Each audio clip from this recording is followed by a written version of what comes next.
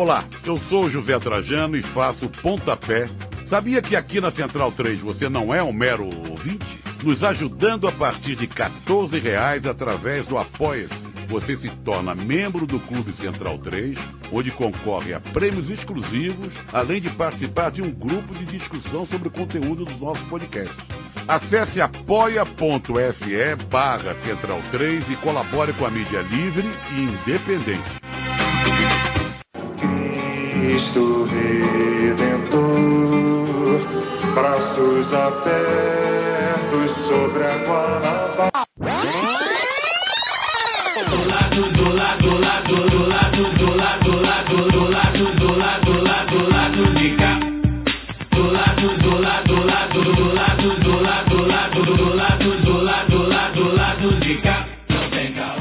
Olá, ouvintes da Central 3. Hoje é quinta-feira, 29 de abril. Meu nome é Alciso Canete e sejam bem-vindos ao episódio 192 do Lado B do Rio, produzido diretamente do estúdio Fidel Alejandro Castro Ruz, numa dobradinha com Fagner Torres. Daniel tirou uma folguinha. A entrevistada de hoje é Cláudia Furati, historiadora, jornalista, cineasta e biógrafa de Fidel Castro. Essa biografia consentida, produzida por ela, levou 9 anos de pesquisa nos arquivos pessoais e do Estado cubano. E é tão detalhada, mas tão detalhada, que nessa entrevista de quase 2 horas, mal conseguimos abordar os principais pontos da história de Fidel. O fato da Cláudia conhecer tanto, saber tanto, também trouxe tanta riqueza de detalhes que vale muito a pena ficar ligado.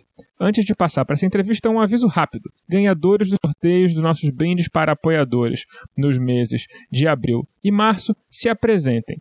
A Ecobag, Laís Hesse, Júlia Dalla Corte, Daniele Moraes, Carolina Coelho e Matheus Dias, a Caneca, Antônio Lezama, José Victor, Luiz Carlos Gomes da Silva, Laura Menezes, Lucas Henrique Pereira, o livro foi ganho pelo Vinícius Franco e a camisa verde esquerda pela Milena Mandolese. Se apresentem, respondam seus e-mails que nós mandamos para vocês e recebam seus presentinhos. O último aviso é para o Felipe Boquete. Amigo, você irá perder seu prêmio se não aparecer, meu caro. Já são 4 meses sem nenhum sinal priápico, sinal de vida. Bom, espero que vocês gostem dessa entrevista e até semana que vem com mais um Lado B do Rio. Cláudia, é um prazer tê-la aqui no Lado B do Rio para falar sobre esse tema tão bacana, sobre a biografia consentida de Fidel Castro. Então, a primeira pergunta, para deixar explicado para o ouvinte entender, que história é essa de biografia consentida? Como é que foi esse papo? Você chegou lá no Fidel e falou, Fidel, posso fazer uma biografia tua? Essa é uma história longa, prazer estar com vocês, viu? Admiro muito vocês, o trabalho de vocês, é um prazer falar com as pessoas que acompanham vocês nesse momento. Em primeiro lugar, essa história com o Fidel minha é uma história que teve vários capítulos, né, anteriores ao momento em que eu me atrevo a enviar um projeto para escrever a biografia dele. Teve um momentos anteriores, onde eu, por exemplo, trabalhava no Festival de Cinema do Rio de Janeiro, junto com o Neistro Levis, e muitas vezes a gente, no final no encerramento do festival, algumas pessoas do Brasil e de outros países da América Latina eram chamados para uma sala especial para encontrar com ele. E aí, uma dessas vezes, ele, não sei por quê, porque o Fidel é uma pessoa, uma das características dele muito intuitiva, parece que ele está presente, mas ele está presente mesmo, agora ele acabou de baixar aqui. Intuitivo, ele olhou para mim e perguntou, e Cláudia, como é que vai o Brasil? Cláudia, eu já sabia, não sei se ele escutou o nome e tal. Aí eu comecei a falar e tal, coisas do Brasil, e fiquei catalisando um pouco, não me inibi, coisa que era muito comum, e é muito comum as pessoas que se aproximam do Fidel, seja em pensamento ou qualquer coisa assim, ficar muito inibido, né? Travado até por causa da potência, magnificência daquela pessoa, daquela figura, né? E não me inibi e tal. Então começou a criar um laço entre nós. E depois nós organizamos um encontro aqui de cultura cubana em Niterói. E nesse momento também, quando eu fui a Cuba, eu cobrei dele que acelerasse a liberação da vinda dos cubanos finalmente para o Rio de Janeiro. Disse a ele que todo mundo já sabia, o país inteiro já sabia que ia ter esse encontro com Cuba em Niterói, e só ele ainda não sabia, ele tinha que finalmente liberar o visto para essas pessoas virem. Nós estávamos a uma semana do encontro. Isso também foi cobrado dele num dezembro de final de festival. Então eu tinha criado já algum tipo de intimidade. Até que eu resolvi escrever um livro sobre o assassinato do Kennedy, porque eu vi o filme do Oliver Stone aqui e vi que tinha uns cubanos metidos na cena do crime. Aí eu falei assim, vou a Cuba, porque eu sou jornalista e sou historiadora, né? Eu, muito curiosa. Vou a Cuba, vou saber por que é que tem esses cubanos na cena do crime do Kennedy. Eles têm que saber, eles devem saber, porque o serviço secreto de lá é muito potente. Eles têm que saber disso. E aí foi que começou a minha história mais, digamos, densa, com esses bastidores do governo. Porque eles aceitaram que eles iam me deixar ter esse tipo de informação, e eu escrevi um livro chamado ZR, o rifle que matou o Kennedy, que é a Operação ZR Rifle, que é a operação que uniu CIA, máfia e exilados cubanos para os atentados ao Fidel e para o assassinato do Kennedy. Curiosamente, nomes e fatos coincidiam numa operação e noutra, né? Nessas operações encobertas manejadas pela CIA. Estou encurtando a história, nem tanto. Fidel teve que liberar últimas informações para eu terminar este livro. Esse livro, na verdade, ele ia ser um artigo, até eu falei com o Ricardo Boechat na época se eles podiam publicar e tal. Eu disse, tudo bem, Cláudia, vai em frente. Só que o negócio ficou tão grande que eu desisti do artigo e resolvi escrever um livro, o meu primeiro livro. Eu sempre gostei de escrever, a minha oportunidade, né? Pegar ou largar. E aí escrevi o livro e ele liberou. Então ele começou a me conhecer sobre outro ângulo, né? E eu fiquei lá em um ano em Cuba pesquisando para fazer esse livro. Tive a ajuda do general, né, da contra-inteligência, o chefe da contra-inteligência cubana para isso, etc. Então eu criei um laço muito forte, um laço de confiança. E o Fidel pessoalmente se interessou pela tradução desse livro para o espanhol, que é o ZR, o rifle que matou Kennedy, que foi editado em 92, por ocasião do aniversário da morte do Kennedy, né? Foi lançado no Brasil pela editora Revan. E depois ele queria saber como é que estava a tradução para o espanhol, como é que estava a tradução para o inglês. E numa das vezes que eu voltei a Cuba, ele até... E aí, Cláudia, como é que tá? Eu falei, comandante, não sei o que aconteceu, mas a versão em espanhol que eu acabei de revisar sumiu da mesa de um coronel do Ministério do Interior. Eu não sei o que aconteceu. Aí ele disse, como assim? Será que foi a CIA? Eu disse, comandante, não sei. Isso está no prólogo do livro, viu? Essa história que eu estou contando. Está no prólogo da biografia. E aí ele disse, olha, Cláudia, vamos ver o que aconteceu, isso não pode ficar assim. Aí pediu o Felipe, anota aí, Felipe era o Felipe Pérez Roque, que foi chanceler cubano, da geração desses jovens comunistas, da mesma geração do atual presidente cubano. Jovens comunistas que se criaram depois já da Revolução, uma geração de jovens leais ao sistema, ao regime, etc. E o Felipe anotou, eu sei que horas depois a bendita versão em espanhol, que era o original, apareceu. Então, criou-se realmente aí uma cumplicidade muito grande entre nós. E eu via que ele estava numa época em que ele começava a soltar memórias do passado com muita facilidade. Num círculo de amigos e tal, ele começava a falar. E ele estava já para completar 80 anos. E eu uma vez perguntei, comandante, não é hora do senhor escrever suas memórias? Aí ele não me respondeu, ficou em silêncio e me olhou arregalado, assim, como quem diz, qual é a intenção da pergunta, né? Eu também me calei, ele também se calou, só que eu fiquei com a pulga atrás da orelha, porque como eu já tinha pesquisado muito sobre os atentados a ele para escrever o primeiro livro, né? E eu comecei a me ligar na história dessa figura, né? Que tinha uma espécie de imunidade pessoal e política muito forte. E que era quase que assim, plot dramatúrgico para um romance, para uma história, para um livro. Como é que conta a história dessa pessoa? Como é que ele criou essa imunidade? Como é que conta essa história dessa pessoa que foi capaz de enfrentar tantos perigos e tantas adversidades e está de pé e botou de pé um país, uma revolução até hoje, né? Como é que é possível isso? De onde vem isto? E aí eu estava intrigada, eu falei, eu tenho que escrever isso.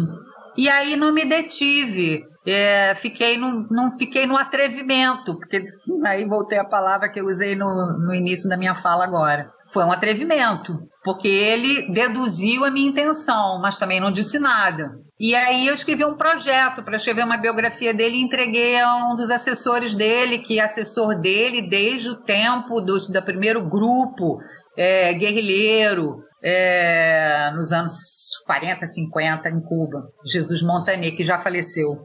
Há vários de pessoas ligadas ao Fidel que faleceram nos últimos anos, né? Então, ele faleceu, mas ele já tinha criado laços comigo também. Eu mandei o projeto a ele. 3 meses depois eu tive a resposta de que sim, que eu podia escrever esse livro, mas que o Fidel não queria que fosse uma biografia.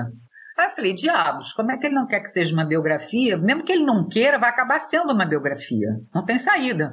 Porque mesmo que eu escreva sobre Cuba e sobre a Revolução, que é o que eu pretendo fazer, eu vou entrelaçar essa história com a história dessa figura.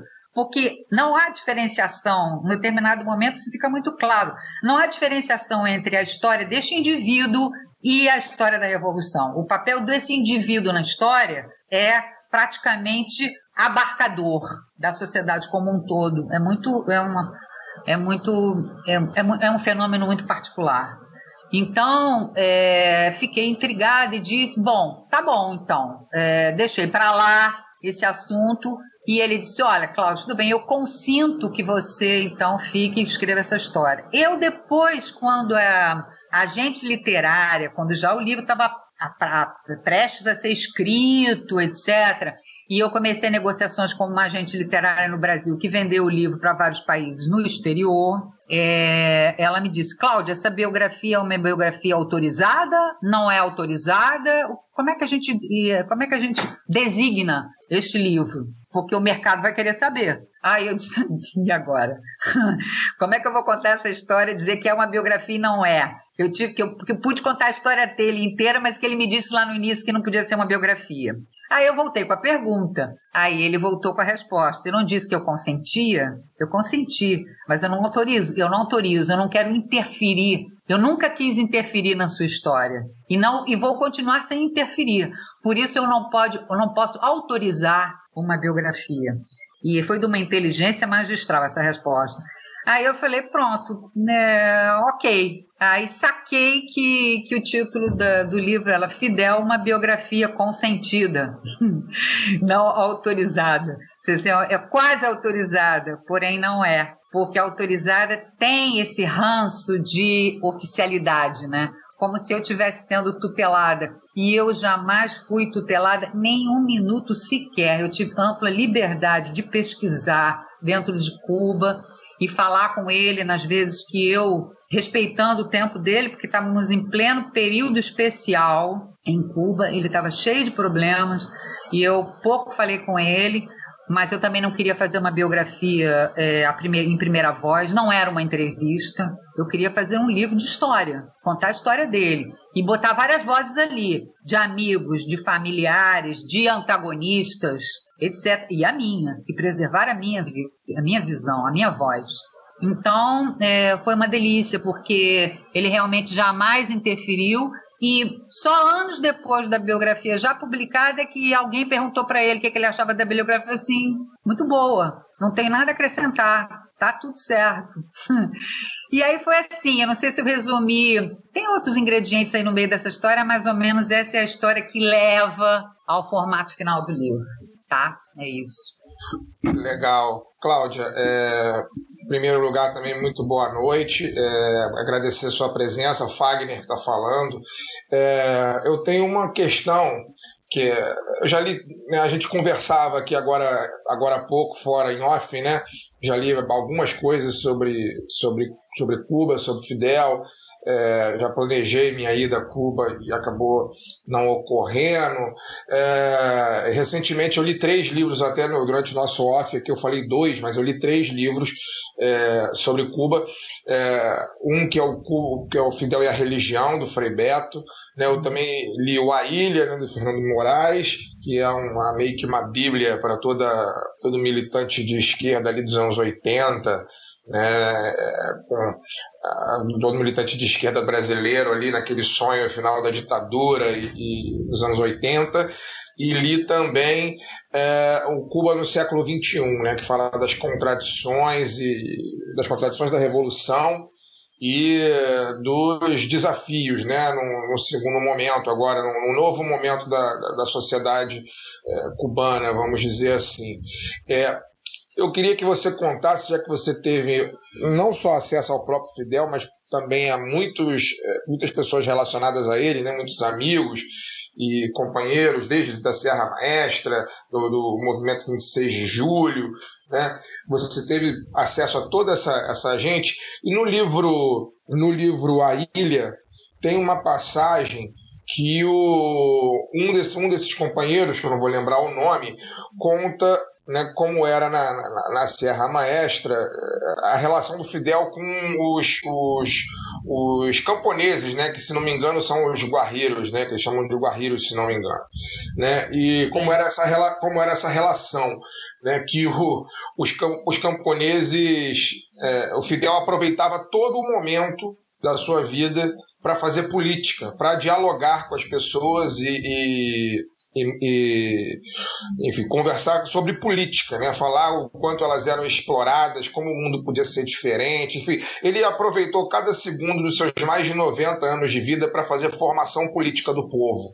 E isso é lindo, né? Isso é muito lindo do ponto de vista você imaginar uma pessoa capaz disso, né? Com tanta resiliência para sofrer derrotas e acreditar sempre que um mundo novo é possível, ao ponto de seguir durante toda a sua vida, né, gastar cada segundo fazendo formação política dos seus pares, né? E esse companheiro dele dizia o quanto era impressionante a capacidade que ele tinha de fazer isso. Pergunto a você que teve relação com ele, né, e que escreveu a biografia consentida dele, como isso tocou você num determinado momento? Imagino que você esteve em Cuba várias vezes, e você, como você falou aí já, né, teve algumas vezes, e como que isso toca você e qual a influência que você vê dele, né, desse jeito de ser, de ser do diálogo, né, e de fazer a formação política o tempo inteiro? Como que você vê como você vê isso rebater na sociedade cubana? Porque o que pra gente isso é vendido, né, aqui no Brasil, que Cuba é uma ditadura, que tudo é fechado, que ninguém tem opinião, que as pessoas não têm direito a nada, que as pessoas passam fome, e a gente sabe que quando a gente contextualiza a história, não é assim que acontece, né? Eu queria que você falasse sobre isso. Aí sua pergunta tem vários tentáculos, né, digamos assim, várias ramificações, mas vamos lá. Eu vou começar por dizer para você o seguinte: Fidel, ele convive com camponeses desde a infância, porque ele era filho de um fazendeiro que enriqueceu, um imigrante espanhol, que muito esperto, muito inteligente, que conseguiu acumular dinheiro e virou um grande dono de terras no Oriente. Então, o que acontecia nesta época? Estamos falando no início do século XX, né? Fidel nasceu em 26, mas esse pai dele, Dom Ângelo, vem antes, né? 20 anos antes ele já está em Cuba. Então, e ele nessas terras, ele convivia quase que como um grande senhor, né, como um grande senhor de engenho, apenas para dar estabelecer um correlato aí para as pessoas entenderem, de uma maneira muito íntima e familiar com os trabalhadores da terra. Então existia uma forte relação íntima e familiar dos filhos do senhor com os filhos dos camponeses. Então, Fidel, na infância, convive com camponeses abertamente, com os filhos dos camponeses. Inclusive, as primeiras letras, a primeira escolinha que ele frequenta com filhos de camponeses, né? A primeira escolinha que o pai dele construiu nas terras de sua propriedade. Então, essa é uma primeira coisa. Ele tem uma sensibilidade para as questões do povo e uma facilidade de comunicação com seres que vêm de outra camada social muito fluida desde sempre. Durante a escola, no período escolar, também ele preferia conversar com o servente, com o baleiro, quando ele estava interno, por exemplo, num colégio, com o garçom do refeitório. Esses papos com as pessoas populares, mais humildes e tal, era a preferência do Fidel. Ele não se dava bem com os filhos da elite urbana. Já estou falando de um momento posterior. Então, na universidade, ele também, ao mesmo tempo que quando ele começa a se infiltrar nas organizações políticas dentro da universidade, a Universidade de Havana era o centro principal de transformação política em Cuba, né? Não apenas de construção do conhecimento, mas de atuação política. Então, Fidel, apesar de construir relações aí, ele também, em todas as suas horas vagas, ele ia para um parque, conversava com os operários, etc. e tal. Quando ele se candidatou a deputado, estou contando a história, né? Porque ele se candidatou a deputado e não é que ele não foi eleito. O golpe do Batista impede que todos os eleitos naquele momento, o ano de 51 para 52, né, tomem posse de seus cargos, porque houve o golpe do Batista. Toda a sua campanha a deputado pelo Partido Ortodoxo, o Partido Nacionalista, Moralista, contra a grande intervenção estrangeira, mas, ao mesmo tempo, disposto a um diálogo com os Estados Unidos, era um partido, digamos assim, burguês liberal, não é? Fidel faz parte desse partido e ele se candidata por esse partido. A ideia dele era aproveitar a tribuna para começar uma organização popular, uma luta de massas para, então, transformar a sociedade. Essa meta era uma meta inconfessa, ele não dizia isso, mas muitos anos depois, ele, num texto que ele escreveu, ele disse o que é que ele estava na cabeça dele nesse momento. Então, já era o animal político estrategista nesse momento, porque ele ainda não tinha ingressado, digamos assim, na proposta de guerrilha, né, de luta armada. Isso ainda não estava, nesse momento, como uma opção.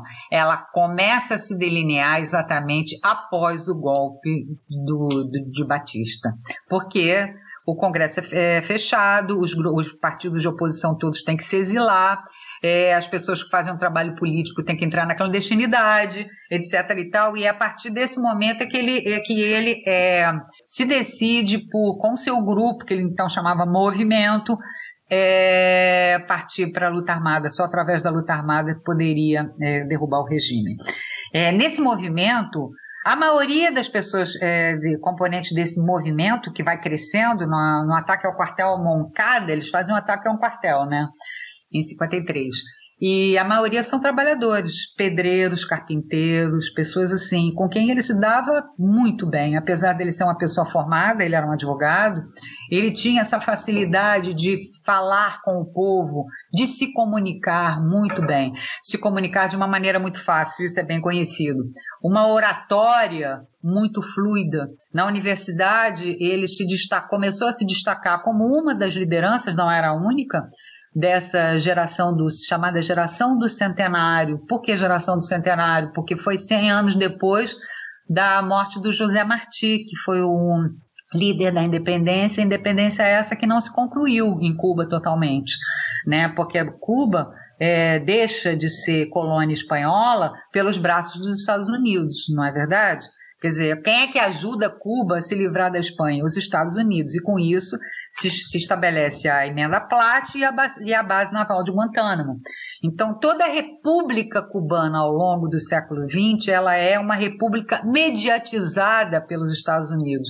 Então, Cuba o que fazia era ser uma espécie de adendo dos Estados Unidos em termos econômicos, fornecia açúcar, e era um lugar de gangsterismo, de máfia, etc. e tal. Isso era Cuba. Então, é essa Cuba que Fidel e a sua geração, chamada geração do centenário, essa geração de estudantes que floresce nos anos 40 e 50 em Cuba, e não é apenas ele, a juventude comunista, muito forte, uma juventude comunista que não é exatamente, digamos assim, um sustentáculo do birô político do partido. Ela mantém uma autonomia, uma independência. Existem esses jovens ligados ao Partido Ortodoxo, esse que eu estou me referindo, né? Um partido nacionalista, liberal, moralista, e alguns movimentos mais independentes, mas de qualquer maneira é uma geração muito forte e que faz a transformação em Cuba. Então, nesse movimento do Fidel, ele tem seus amigos da universidade, tem a maioria de trabalhadores, não é? Porque o meio sindical em Cuba também era muito forte. Não tanto quanto o meio universitário, mas o meio sindical, embora sofresse muita repressão, tinha uma penetração. No meio sindical havia uma presença forte do Partido Comunista e Partido Socialista dentro do meio sindical. Então, isso também é um fator que vai se evidenciar muito nos primeiros anos da Revolução, porque as lideranças que vão compor o primeiro governo, chamado governo provisório, depois que o exército rebelde chega a Havana, que são partidos que estão no exílio e que voltam do exílio para então compor esse primeiro governo provisório, onde você tem apenas um exército rebelde. O Fidel apenas é o comandante do exército, ele não é primeiro-ministro ainda. Quem é presidente é um senhor designado por uma aliança desses partidos no exílio. Aliança essa que foi costurada pelo Fidel na Serra Maestra, tá? Fidel, como grande enxadrista, estrategista, ele não chegou sozinho, desembarcando com seu exército rebelde em Havana. Existia um concerto das oposições que estava sendo manejado e operado há mais de um ano, não é? Então, na verdade, é uma vitória das oposições contra um ditador, onde o exército rebelde cumpre um papel de vanguarda, ok? Então, o que eu quero dizer com isso é que Fidel, ele, ao longo da vida dele inteira, ele teve com o povo, ao lado do povo, ele nunca teve descolado. Embora ele fosse filho da elite, ele nunca se viu nem se comportou assim. Ele até se sentia muito estranho. Ele, na universidade, para lembrar uma palavra, um termo que você usou, ele era visto como um guarriro, camponês. Muita gente, apesar dele ter aquela eloquência toda, essa capacidade muito grande de comunicação, ele tinha modo de ser guarriro. Então, o apelido dele, inclusive para os grandes amigos dele, era guarriro, porque ele era aquela pessoa que notoriamente tinha esse jeito de ser camponês, tá? Então, durante a Revolução, nunca foi estranho para o Fidel entrar pelo meio das cidades, pelo meio das aldeias, pelo meio das casas e conversar com as pessoas, porque ele se sentia igual a eles, tá? Nunca houve esse estranhamento. Podemos dizer até, que me perdoem os que discordam do conceito, ou que veem o conceito de outra forma, era uma forma de democracia direta, tá? Entre o líder e seu povo. Então, nunca houve esse problema, e isso era fácil de observar. Eu pude observar isso, não de uma maneira tão profunda ou tão grande como gostaria, porque eu estava muito ocupada também com fazer minha pesquisa para o livro. Em alguns momentos, ver o Fidel no meio da multidão, falando com as pessoas, abraçando as pessoas, muito corporal, muito instintivo, e as pessoas também, mulheres, homens, vêm e abraçam ele e falam com ele. Então existia uma imbricação muito grande entre o líder e seu povo. há um momento muito especial, estou me recordando de tantas coisas nesse momento, há um momento muito especial, em pleno período especial, quando há uma multidão que acorre às ruas em plena crise econômica, uma crise econômica muito forte, depois do fim da União Soviética e do fim dos acordos preferenciais de Cuba com os países socialistas, em que Cuba se vê numa opção zero, sem mantimento, sem recursos, sem insumos, começa a haver, evidentemente, uma revolta popular, que era dialogada com o governo. Mas, em um determinado momento, há um grupo de pessoas que vai para o porto para pegar uma balsa e fugir para os Estados Unidos. Fidel, mediante a informação que tem dessa situação, ele vai até esse lugar do porto, onde estava essa balsa, com essa pequena multidão, e começa a conversar com as pessoas, a explicar para elas o que está acontecendo. E as pessoas, pouco a pouco, vão se amainando, vão se acalmando e acabam dizendo viva Fidel, viva Fidel, viva Fidel. Enfim, há momentos desse, digamos, essa relação muito próxima, muito íntima desse líder com o seu povo, que faz com que Fidel tenha essa estatura de liderança e de estadista no século XX, né? Não é à toa. Ela foi construída e ela se evidenciou em muitos momentos, entendeu? Não sei se faltou algum aspecto da sua pergunta para eu responder. Não, tá perdido, tá respondido. Plenamente respondido.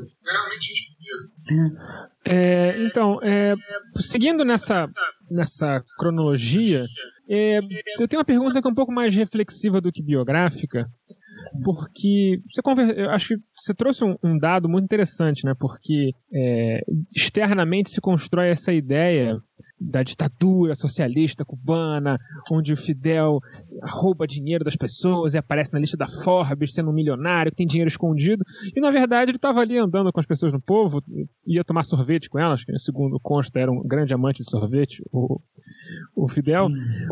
E, enfim, a realidade muito diferente do que é pintado na mídia. Mas uma coisa que existe até nas próprias esquerdas, e talvez por isso seja interessante, é quando se faz uma oposição visual, histórica, entre o Che e o Fidel. Porque o Che era o sonhador que lutou, que queria lutar pela revolução e tudo mais. E eu não estou de forma nenhuma ironizando a vida do Che, mas ele morre jovem e morre tentando fazer uma revolução acontecer em outro país. Enquanto isso, Fidel, né, seguiu no comando de Cuba e morreu velhinho na sua cama quentinha, depois de ter construído uma revolução, feito o day after, né, que é a parte talvez mais difícil, né? Não que fazer uma revolução seja fácil, mas, né, se manter também é igualmente difícil. Você acha que essa percepção dos dois como se fossem o bom e o mal é uma coisa infantil, de certa forma? Ou as pessoas não sabem lidar? Você acha que as pessoas sabem lidar com o processo contraditório que é estar no poder? E você acha que o Fidel lidava bem com isso? Também na sua pergunta tem vários aspectos aí que me ocorrem. Por exemplo, há que voltar ao início da relação do Fidel com o Che, necessariamente, para poder entender isso. Fidel e Che se conhecem no México, tá? O Che está sua segunda aventura pelos países da América Latina, tentando conhecer e tentando, de alguma maneira, se preparar para uma missão revolucionária. Esse era o sonho do Che, a utopia do Che nesse momento. E ele conhece o Raul, primeiro, numa praça no México. Fidel e Raul e outros mais estão exilados no México exatamente no início dos preparativos para fazer a expedição do Grama, o famoso iate Grama, que vai desembarcar em Cuba para fazer a guerrilha na Serra Maestra, tá? Eles estão exilados no México. O México digamos assim, o centro principal do início dessa história, unindo Fidel, Raul, Che e outros mais. O Che está lá, conhece o Fidel, e uma das coisas que o Che diz ao Fidel, depois que eles se conhecem e se entrosam perfeitamente, até porque os dois eram muito faladores, né? E muito reflexivos ao mesmo tempo. tinham personalidades temerárias, ambos, né? E voluntariosas, e ao mesmo tempo rigorosas no sentido da reflexão. Diferenças, o Fidel talvez fosse mais já pragmático e o Che um pouco mais idealista. Talvez essa fosse a principal diferença entre os dois, embora eles se acasalassem em muitos aspectos, tá? O Che diz assim para o Fidel, eu vou com você nessa sua aventura para Cuba, construir essa revolução em Cuba, mas eu quero ficar livre para quando eu decidir seguir minha trilha, seguir minha jornada para fazer as revoluções em outros países. Já está na cabeça do Che, de alguma maneira, ainda sem verbalizar, e na do Fidel, a tal da história de 1, 2, 3 Vietnãs, né? Que depois vai florescer nos anos 60 bastante, pela batuta de ambos. Então não o Fidel não está descolado de Che nunca. Quando o Che sai de Cuba, depois de cumprir determinadas funções e até se contradizer e se conflituar com alguns comunistas muito fanáticos em termos de adotar modelos soviéticos em Cuba, Che era contrário. Che achava que se devia encontrar um modelo autóctone de revolução. A par desse conflito, ele diz, está na hora de eu ir, de eu cumprir minha missão, de eu ir para minha jornada. Ele só tem uma operação plástica, né, que ele sai de Cuba disfarçado, ele vai para o Congo e faz aquela primeira tentativa de revolução no Congo que não dá certo, guerrilha no Congo que não dá certo, porque era impossível organizar e ter uma frente militar organizada no meio de concepções muito tribais. Era muito difícil você organizar. E, além do mais, as lideranças na África, elas tinham uma visão muito europeia, eram lideranças educadas na Europa e que, na verdade, tinham se desconectado totalmente dos problemas reais da África, das tribos na África, da realidade africana. Então, em frente a essas contradições todas e mais outras, o Che Aguilino como não funciona e ele acalenta ir fazer a revolução no país dele. E, naquele momento, o que ele visualiza é a Bolívia como possibilidade, né? Em função de algumas características, né? Existia um incipiente movimento camponês, existia um partido comunista atuante, existia uma facção dos militares nacionalistas.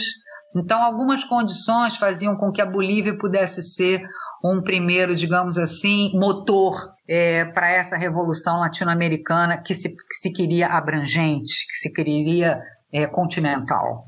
Não apenas continental, como tricontinental. Depois a gente vai ver isso. Porque, na verdade, a ideia da revolução que está na cabeça de Fidel e Che, ela não é só uma revolução na América Latina, não é só em Cuba nem na América Latina, é na África e na Ásia.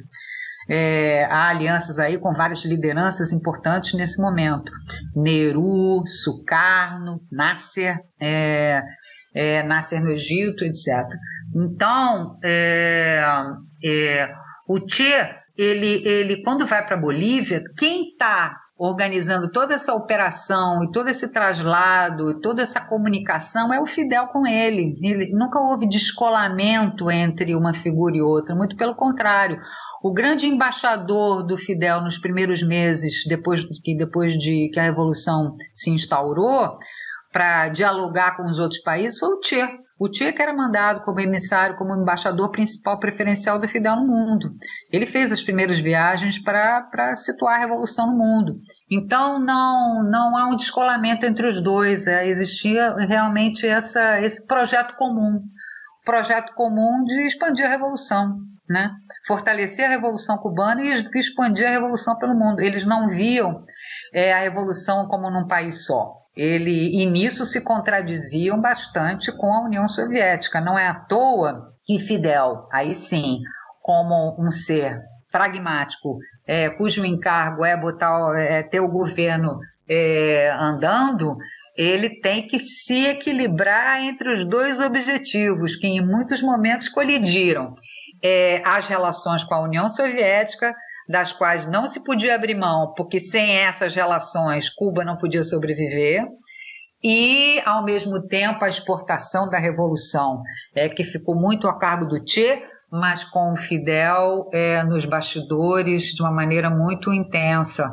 Então, uma das tarefas do Fidel, um dos momentos onde se revela esse animal estrategista e político, que é o Fidel, é exatamente nesse pêndulo em que ele viveu muitos anos, entre, ao mesmo manter essa relação com a União Soviética e com os países socialistas e exportar a revolução. A União Soviética não queria isso, não quis isso durante muito tempo, porque a União Soviética tinha que manter aquilo que se chamava coexistência pacífica, ou equilíbrio estratégico com os Estados Unidos no âmbito da Guerra Fria. Tem um célebre discurso do Che que ele fala assim, que ele vai na ONU, né, e diz assim, coexistência pacífica, como é que os opressores, como é que nós oprimidos podemos ter coexistência pacífica com os opressores?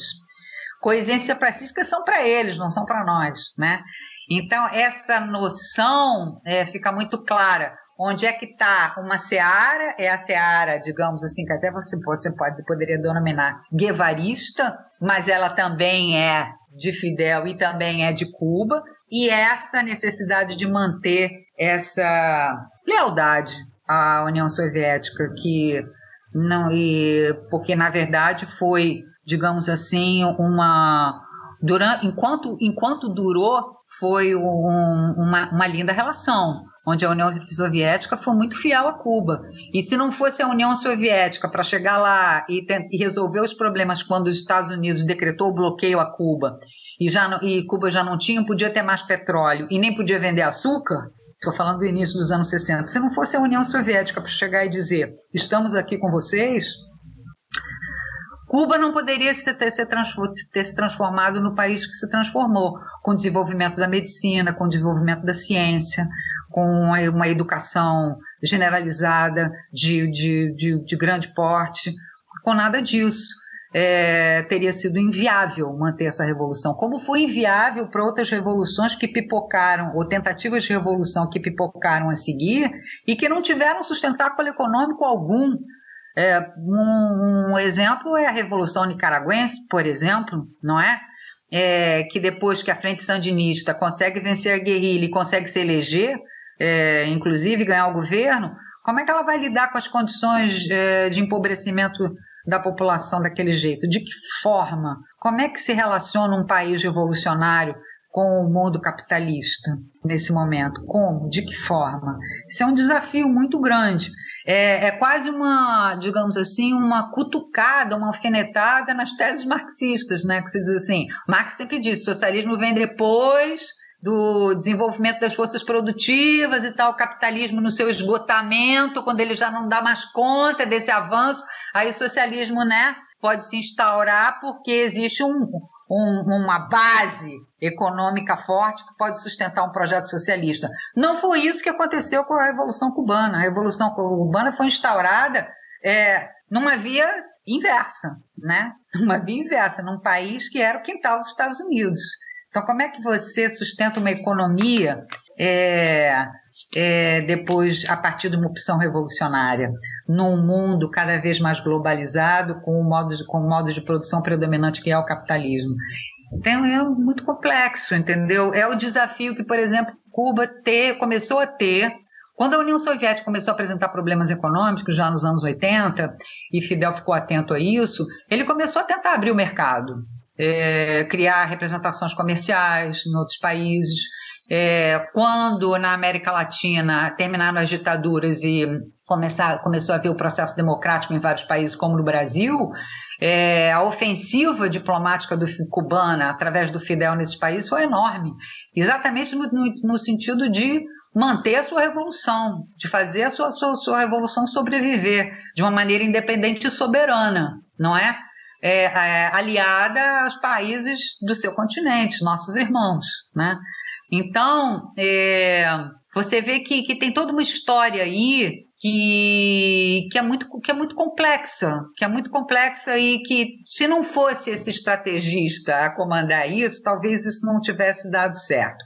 Quando se fala assim, mais uma cisão que se costuma se fazer entre Fidel e Raul.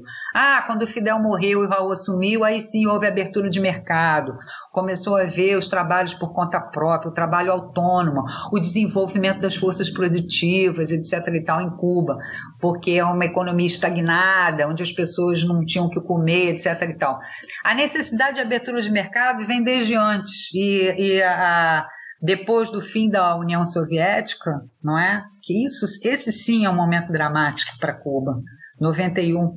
Por um acaso, a minha vivência em Cuba foi nesse âmbito. Eu, de alguma maneira, meu pequenininho trabalho de fazer 2 livros lá, tá nesse contexto, né, de novo enlace de Cuba no mundo. De alguma maneira, esses 2 pequenos livros também cumprem um papel aí, embora muito diminutos, também cumprem um papel nessa abertura de Cuba que acaba de ser abandonada pelo seu pai, URSS, União Soviética, não é? Então, como é que ela faz? Com uma indústria incipiente, com apenas produtos primários para vender, açúcar, cítricos, níquel, precisando urgentemente de insumos, mantimentos, bens que não são produzidos em Cuba para poder fazer andar nessa economia e atender às necessidades da população, porque essa é a premissa principal. Como é que faz? Tem que abrir o mercado, não tem saída. E essa concepção o Fidel teve e o Raul deu continuidade, porque à medida que o bloqueio foi se acirrando e Cuba foi tendo que encarar a sua própria realidade, né? A sua realidade de um país de pouca produção, sem ter bacia hidrográfica para produzir energia, tendo que importar petróleo. Então, são desafios que foram colocados desde sempre para essa revolução, né? E esses desafios estão seguindo nesse processo dialético. A revolução continua. Qual é a ideia do Raul? A ideia do Raul é abrir o máximo, mas não com o intuito de derrubar o modelo socialista. Como conduzir essa dinâmica? É um desafio dos cubanos. Nós não sabemos como. Eu não saberei dizer, nem você, nem ninguém. Eles é que têm que decidir sobre isso. Não temos que interferir sobre esse assunto. Quando se fala assim, fim da era Castro, guarda uma conotação provocativa, né? Estamos no fim da era Castro. Sem a conotação provocativa, sim, estamos no fim da era Castro. Já Fidel morreu, Raul se ausentou e agora quem está no poder, como presidente, como primeiro secretário do Partido Comunista, é um jovem revolucionário de uma outra geração, com concepções afinadas à revolução, mas querendo abrir o seu país, querendo fazer o seu país crescer, se desenvolver. O fato de ser socialista não é incompatível com o desenvolvimento, muito pelo contrário. Depende da opção política e econômica que você tem, não é? E o Estado cubano, nesse momento, é um Estado que está fazendo coexistir relações capitalistas com a propriedade socialista dos meios de produção. Olha que desafio tem esse país, fazendo coexistir 2 modos de produção. Sem querer, Raul deixou isso muito claro no último congresso, né, há poucos dias, né? O que nós não podemos abrir mão é da nossa soberania. Por isso que nós não podemos perder os nossos princípios socialistas como base, e por isso que algumas áreas estratégicas permanecem na mão do Estado: educação, saúde, recursos minerais e defesa. Realmente, quando se perde a soberania, sabemos nós, é dramático, não é? É isso. Muito bom, Cláudia. Minha pergunta, eu quero, como jornalista, né, você também jornalista e historiadora, queria que você falasse da relação do Fidel e do regime socialista cubano com a mídia, né? Porque nós aqui no Brasil temos um modelo, né, um modelo da mídia empresarial, né, que embora ela, eu sempre falo isso aqui, né, ela passa uma ideia de imparcialidade, mas a gente sabe que de imparcial ela não tem nada, né? Ela tem lado, e ela tem inclusive lado na hora de demonizar né, os regimes socialistas, né, mundo afora, e isso com Cuba não foi diferente, com Cuba e com Fidel não foi diferente, né? São poucas vezes que Fidel é citado na grande mídia brasileira sem ser chamado de ditador, por exemplo, e você aí já, com as suas respostas, já citou várias vezes, inclusive exemplos de democracia direta, né, no país. Queria que você falasse da sua relação, isso já está meio intrínseco à forma como ele lidou com a própria biografia que você escreveu, né? Mas eu queria que você falasse da sua relação dele com a mídia cubana, especialmente, né? Como que foi isso, como que a mídia cubana ela atuou, né, nos primeiros anos pós-revolução e até mesmo no tempo de hoje, né, como você mesmo disse, e isso eu ouvi da boca de um cubano, inclusive, a mesma frase que você falou, eu ouvi da boca de um cubano, né, que a revolução ela nunca deixou de acontecer, ela está acontecendo nesse momento, né, durante todo o tempo, durante todos os dias, todas as horas, ela segue acontecendo, e é por isso que ela está viva. Eu queria que você falasse sobre isso. Concordo. É uma revolução permanente. Eu acho que pessoas daquela época, a esquerda, que é afinada com o chamado trotskismo, né, vai dizer, revolução permanente internacional, mas Cuba não deixa de ser um processo de revolução permanente, não há dúvida. Inclusive faz experiências sui generis.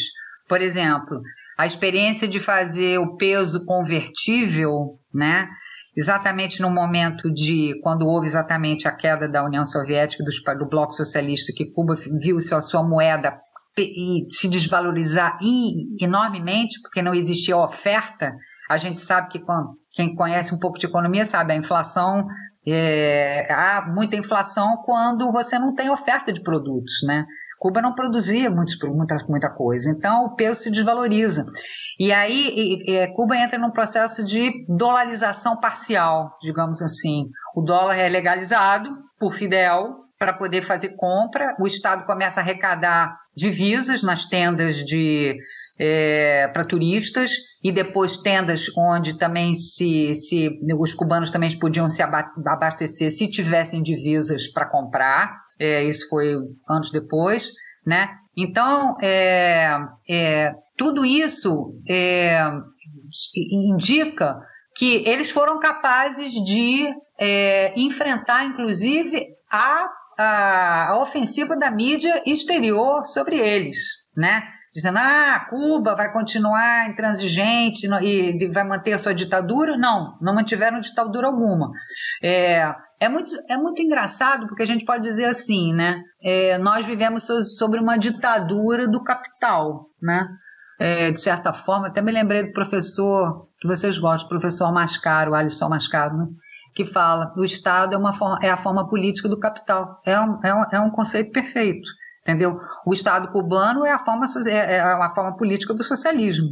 Só que, no momento, ele se desafia exatamente para o bem da nação, para o bem do povo, a introduzir reformas liberalizantes, reformas de conteúdo liberal, para liberar a mão de obra, para fazer desenvolvimento, para o desenvolvimento das forças produtivas.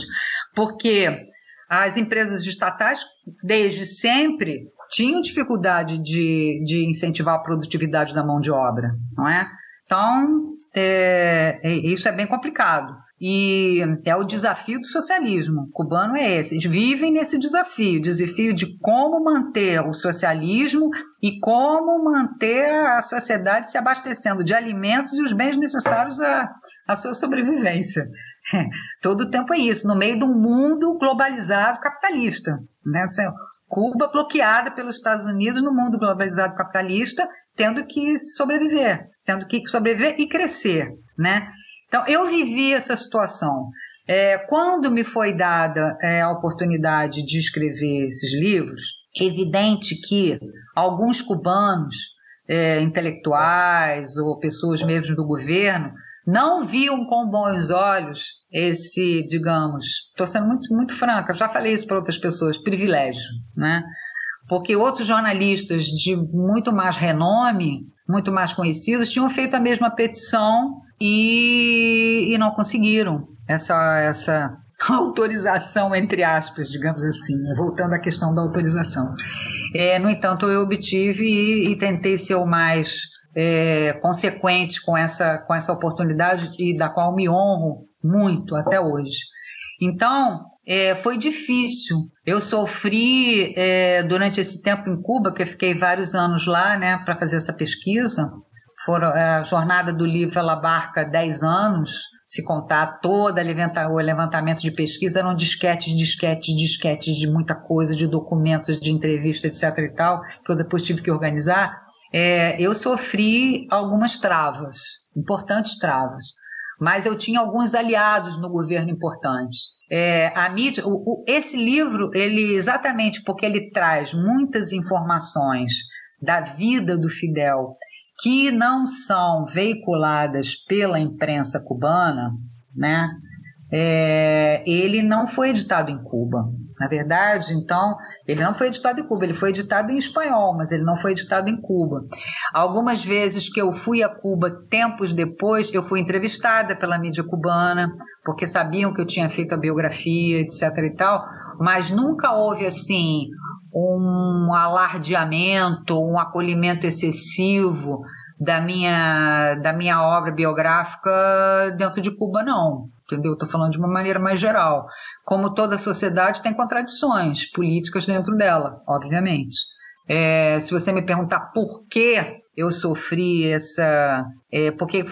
porque estive dentro desse conflito, por que se formou um conflito ao meu redor, não sei te dizer. Talvez uma das razões seja porque sempre houve aquele princípio de que a vida pessoal do comandante não podia ser vazada, não podia aparecer, né? A questão, né, da preservação do mito, da preservação do herói, etc. e tal, do líder, daquela figura importante, tal, que não pode ser, cujos segredos, na verdade, têm que ser preservados, cujos segredos pessoais têm que ser preservados. Exatamente por isso, inclusive eu tinha muita dificuldade, às vezes, mesmo a oficina lá do governo, do chamado Conselho de Estado, telefonar para algumas pessoas para dizer que eu ia entrevistar, as pessoas, na hora que eu ia entrevistar, se travavam, tinham medo de contar as coisas, muito medo de lembrar de coisas, de revelar situações de intimidade com o Fidel. Então, porque Fidel virou realmente um mito. Além de ser essa pessoa tão próxima do povo, tem o lado do mito que foi construído dentro e fora, né? Então, é uma relação conflituada com a mídia cubana. Não que eles ignorem, mas também não acolheram demasiadamente. Por outro lado, também no Brasil, não houve, por parte de pessoas ligadas à esquerda ou mesmo a Cuba, um acolhimento grande quando eu fiz esse livro. Apesar dele ter ganho o prêmio, inclusive, né? Ele não houve, porque as pessoas desconfiavam, não entendiam como essa pessoa pôde fazer, de onde vem ela para escrever esse livro. Então, eu sempre sofri algum tipo de preconceito, digamos assim, de algumas categorias, de algumas esferas, por eu ter enfrentado e me dedicado a fazer essa obra, entendeu? Então, não estou sendo muito franca, realmente não tem por que esconder isso. Mas não foi fácil, nem em Cuba, nem no Brasil. Embora o livro tenha sido publicado em outras línguas, em chinês, em italiano, em espanhol, em grego, etc., eu não tenho também uma edição em inglês. Foi tentada várias vezes com várias grandes editoras dos Estados Unidos e da Inglaterra, e algum tipo de operação aí de bloqueio ocorreu. Então, eu também não tenho. Gostaria muito de poder ter uma edição desse livro em inglês, porque é uma história completa do Fidel, desde a infância até os anos 2000, onde eu tento, com muita honestidade, contar a verdade que chegou a mim, entendeu? Então, Cláudia, fala. E como o Fidel encarava o papel da mídia, né, como líder da Revolução, como ele encarava o papel da mídia, como ele lidava com a mídia, né, no país dele? Pois é, você sabe que é engraçado, tem até, eu estava relendo, exatamente porque eu ia fazer a entrevista com vocês, porque de vez em quando com esse livro tem algum tempo, e eu de vez em quando saboreio ele uma hora ou outra, então eu estava relendo um dos capítulos, estava me lembrando dos anos 80, lendo alguns capítulos sobre os anos 80, quando há um processo encabeçado por Fidel, processo bem conhecido em Cuba, de retificação das tendências negativas, de acomodação, de igualitarismo, de necessidade de subsídio e sempre, de uma certa acomodação por tudo ser bancado, promovido e fomentado pelo Estado, né? Um comportamento de acomodação que houve em boa parte da população cubana. Então, o Fidel sempre reclamou, quase como um líder de oposição, dessas chamadas tendências negativas, que de alguma maneira eram fruto também do modelo soviético, que foi internalizado, né? Onde objetivo de ter pleno emprego, de ter igualitarismo absoluto, onde sempre foi complicado manter, porque é preciso ter muito dinheiro, muito rico para você conseguir esses objetivos de pleno emprego e igualitarismo, né? O Estado precisa ter dinheiro para ele poder fornecer todas essas benesses e benefícios a toda a população. Caso contrário, diferenciações vão começar a acontecer, não é? No processo. Então, essas tendências negativas, uma delas, e até tem uma parte onde eu abordo um discurso que o Fidel faz exatamente para os órgãos de imprensa, promovendo, dizendo que eles têm que ter uma visão mais crítica, que não adianta, que eles não podem se transformar em todos, porque não é, eu penso só que é o Grama, tem alguns jornais em Cuba, alguns meios de comunicação, rádio, etc. e tal, e agora vários sites de internet, mas digo assim, não podem ter uma tendência à acomodação. É necessário explorar o viés crítico. Ele fala isso para as pessoas, para os jornais e meios de comunicação em Cuba. Então, reclamando, dizendo que eles têm que ajudar a mobilizar a mentalidade das pessoas, de que elas não podem se acomodar, que o Estado vai resolver tudo, que é necessário também lutar pelo país, cada um fazer a sua parte. Então, são desafios do socialismo, sabe, gente? É muito complexo.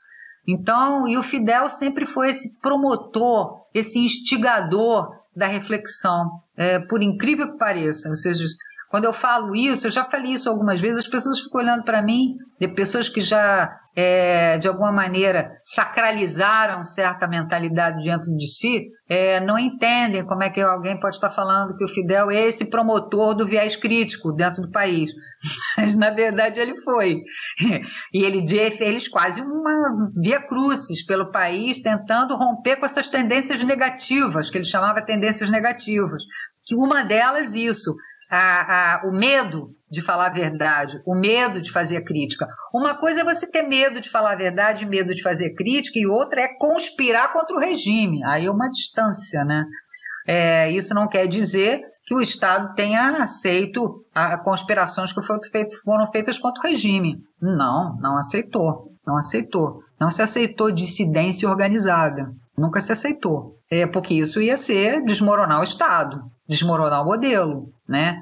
E principalmente ali, na fronteira dos Estados Unidos com os Estados Unidos, com ataques aéreos, com infiltração de espiões, com bloqueio diplomático, com bloqueio de financiamento estrangeiro, com bloqueio de investimento estrangeiro pelo mundo afora, como é que você vai deixar vazar isso? Não pode abrir a porta desse jeito. Então, era uma tentativa de se preservar, mas ao mesmo provocar a transformação das mentalidades dentro de Cuba. O Fidel, na última década de vida dele, ele tinha uma frase muito bonita, que eu gosto muito de repetir e lembrar. Ser culto para ser livre. Ele dizia isso. É uma frase que saiu num discurso dele que, embora seja uma frase tão curta, ela é tão significativa, ela tem tanto a ver com o que está nos ocorrendo hoje no Brasil, por exemplo, né? Você só pode ser realmente livre quando você tem conhecimento, quando você está do lado do conhecimento, quando você se permite a pensar por conta própria e agir por conta própria, sem subalternidade, sem submissão. Então, é isso que ele estava dizendo para o povo dele, que foi assim que ele se formou. Esse líder, esse revolucionário só se formou porque começou a pensar e agir por conta própria, não é? Sem se deixar conduzir pelo poder, muito ao contrário. Então, aí voltamos à história da Revolução Permanente. Aí voltamos à história, dessa bela história da Revolução Permanente, entendeu? E que pouca gente conhece. E que faz com que a gente descubra uma Cuba e um Fidel que foi tão encoberto, essa história tão encoberta, né, tão distorcida. O papel da grande mídia internacional do controle da informação foi muito violento e criou mentalidades. Eu hoje observo jornalistas que se dizem especialistas em Cuba e tal, ou que já estiveram lá e fizeram reportagem, eles repetem certos bordões, certos dogmas que eu realmente fico perplexa, porque é falta de conhecimento, é falta de aprofundamento. Então, é isso, entendeu? É isso. Cláudia, eu queria juntar as suas duas obras para fazer uma pergunta, tanto o ZR, o rifle que matou o Kennedy, quanto a sua biografia do Fidel, para falar talvez de um dos momentos mais icônicos da Revolução Cubana, que é a crise de outubro, como eles chamam, como se chama no Brasil a crise dos mísseis, né? Crise dos mísseis cubanos. Uhum. Bom, em primeiro lugar, eu acho que cabe aí... Você deve ter uma perspectiva muito mais aprofundada do que eu possa ter, porque a sua pesquisa é toda focada nisso, mas eu imagino que há aí uma relação de causalidade, né?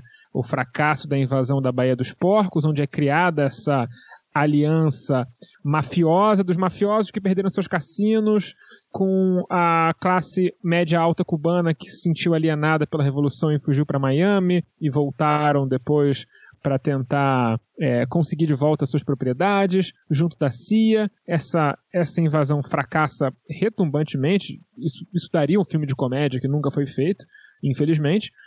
Em seguida, a Cuba se vê na necessidade, não consegue se manter uma não alinhada, né?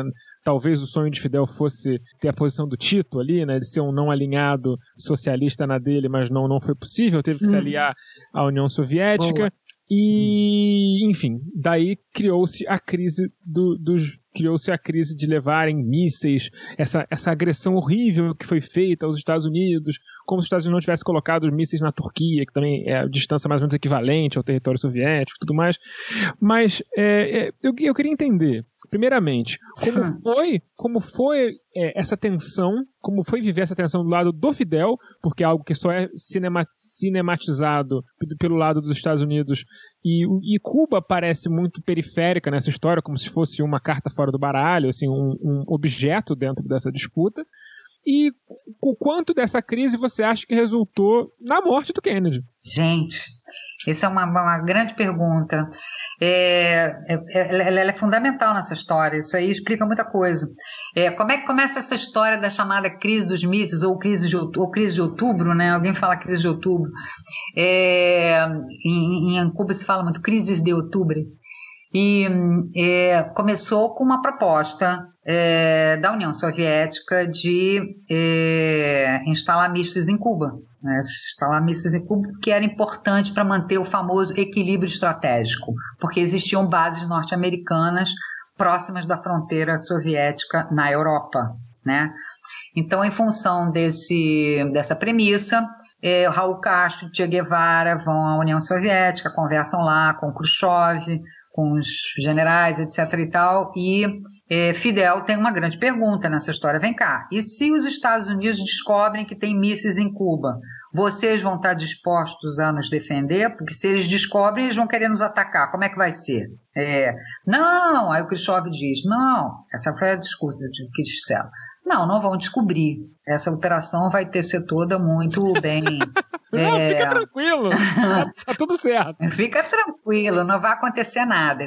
Bom, já que vocês estão garantindo que é importante botar esses mísseis aqui, então, ok, vamos ver como é que essa situação se desenvolve, né? O Fidel aceita, com uma garantia de que o Khrushchev, numa iminência dos Estados Unidos descobrirem, através dos seus aviões espiões, etc. e tal, ou sei lá como, que tem mísseis em Cuba, que ele vai saber conduzir essa situação muito bem, né?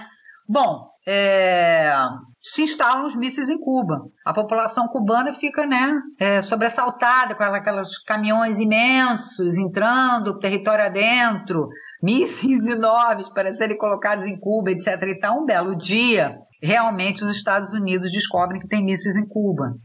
E aí ameaçam invadir Cuba. Khrushchev diz que vai resolver o problema. E começa a negociação com Kennedy. Aí os filmes americanos mostram bastante, tem alguns filmes, 2 ou 3, sobre essas conversações do Kennedy com o Khrushchev.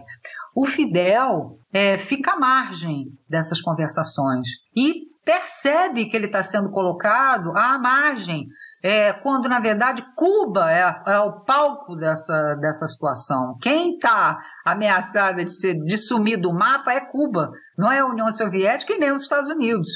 Então o Fidel diz assim, não, eu quero entrar nessa negociação aí, eu quero ter certeza de que não vou ser agredida. Aí ele lança os famosos 5 pontos, né? Onde ele diz assim, eu quero que Cuba seja participante dessa negociação, e impõe os 5 pontos: fim do bloqueio norte-americano, fim dos ataques piratas, fim das infiltrações de espiões, retirada da base naval de Guantánamo, etc. Todos os expedientes do chamado bloqueio diplomático militar e das ofensivas e agressões e hostilidades norte-americanas. Com isso, ele entra na negociação para a retirada dos mísseis. Cuba queria ser um ator nessa negociação e não foi considerado assim. Na verdade, enquanto ele está falando isso, Khrushchev já está negociando com Kennedy a retirada das bases norte-americanas na Turquia e na Itália. A questão da base norte-americana na Turquia já se sabia mais ou menos, a da Itália não. Aí na Itália, Fidel vai saber, inclusive, muitos anos depois, numa conversa que ele vai ter na União Soviética, quando em uma visita à União Soviética. Então, o que acontece nesse momento? Acontece que Cuba foi colocada como uma moeda de troca. E esse sentimento de ter sido usada e não ter sido considerada doeu bastante nos cubanos, no Fidel e no Raul em particular. Inclusive, mas era preciso relevar, afinal de contas, não houve Terceira Guerra Mundial, não houve invasão, porque o Kennedy, a essa altura, também está querendo nos Estados Unidos se desvencilhar das imposições do chamado complexo industrial militar. Há aí conflitos dentro dos Estados Unidos que também fazem com que Kennedy tome, mais uma vez, uma postura diplomática, coisa que ocorreu também na invasão da Baía dos Porcos. Kennedy não autorizou a invasão, o ataque aéreo a Cuba, ele não autorizou. Disse, se a CIA já tinha programado anteriormente no governo Eisenhower essa invasão de mercenários, ok, não posso fazer nada. Ele não disse assim, estou falando para vocês, mas eu não vou autorizar um ataque maciço militar, eu não quero isso. Tanto que ele não autoriza lá, e também na crise de outubro, Kennedy também prefere deixar as coisas como estão, porque, na verdade, teria razões para uma invasão, para atacar Cuba, no momento em que ele percebe que tem mísseis soviéticos instalados em Cuba. Cuba está ali pertinho, verdade? Se fosse, não sei se fosse outro presidente, você teria atuado da mesma maneira, né? Então tem aí um ponto para o Kennedy e poucos pontos para o Khrushchev, que de alguma maneira utilizou Cuba sim para os seus objetivos de equilíbrio estratégico, né, no mundo. Então, enfim, essa é a crise dos mísseis.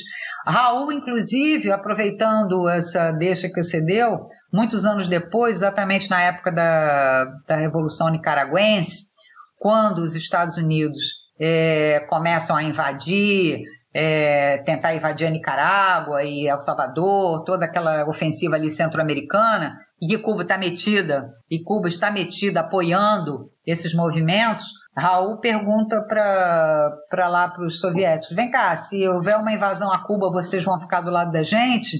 Os soviéticos responderam, não vamos não, nós não vamos ficar do lado de vocês não, nós não temos nada a ver com isso. Okay? A essa altura, estamos falando de anos 80, a União Soviética já está tendo bastante dificuldade de se manter internamente. Os problemas da União Soviética já estão pipocando e ela está pouco a pouco tentando se desvencilhar desses compromissos, além de nunca ter apoiado muito, como eu disse anteriormente, essa, digamos assim, ofensiva de exportação da Revolução que Fidel quis fazer. Nunca se meteu, mas também nunca apoiou. Na verdade, por exemplo, na Guerra de Angola, por exemplo, a União Soviética só entra para apoiar muito tempo depois, quando ela já tem certeza que os angolanos vão conseguir ganhar a guerra dos sul-africanos. Só quando eles têm certeza é que eles entram. Isso depois de Fidel insistir muito. Quem esteve ao lado dos angolanos o tempo inteiro foram os cubanos, mandaram milhares de soldados e armamentos para Angola, na Guerra de Angola, né? Sim, então, só para arrematar, então você acha que em grande parte o Kennedy foi assassinado porque ele não estava disposto a jogar o jogo do imperialismo como o establishment americano queria? Não, eu não acho, não é uma questão de achar. Os fatos comprovam que a partir de outubro, da crise de outubro até o seu assassinato, estamos falando de um ano exatamente, né?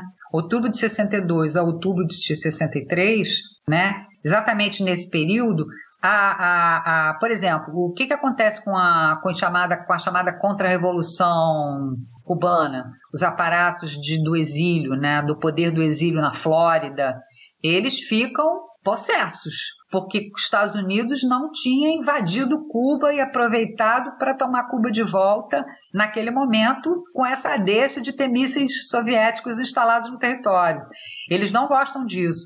Fora isso, o Kennedy começa a negociar com o movimento negro, começa a cortar certos privilégios da máfia, enfrenta a contra-revolução e internamente é contra todo tipo de explosão, de interferência ou de intervenção que partes dos generais militares queriam, do Pentágono queriam continuar pelo mundo. Então, essa diferenciação que o Kennedy vai tomando, principalmente de enfrentar a contra-revolução e os objetivos da CIA, que fazem com que, segundo essas informações do Serviço Secreto Cubano, e inclusive alguns estudiosos norte-americanos que têm trabalhos neste sentido, tá?